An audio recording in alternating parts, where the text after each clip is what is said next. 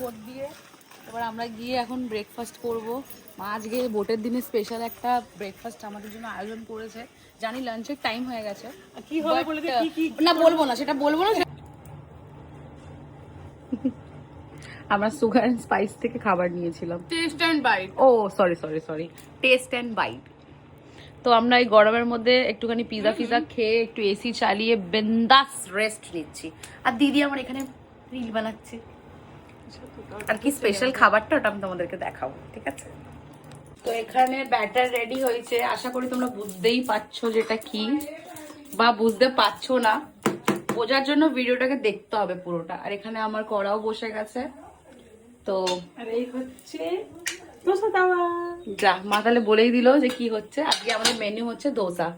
দেখতে থাকো, সঙ্গে থাকো। তাহলে কড়াতে কি কি আছে? লঙ্কা, আদা, রসুন, আর এতে দেবো একটু মুগফলি আর চানা ছোলা দেবো। ও এই জন্য হ্যাঁ, ভেজে নিলে করলে চাটনিটা ভালো থাকে।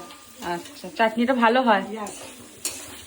এই জন্য একটু ভাজবো, তারপরে চাটনিটা করবো, তাহলে সবজির সঙ্গে একটু ভালো লাগবে। এটা এখন বাটবো, তাই তো? বেটে এটা দিই চাটনি রেডি হবে।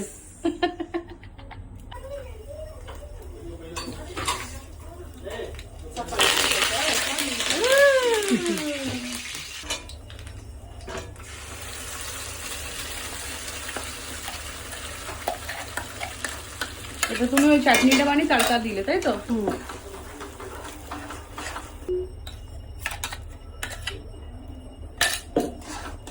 এই হলো আপনার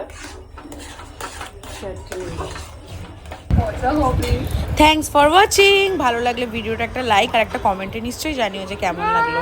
আর আমার চ্যানেলটাকে সাবস্ক্রাইব করে দিও। দেখা হবে নেক্সট ব্লগে। Bye bye.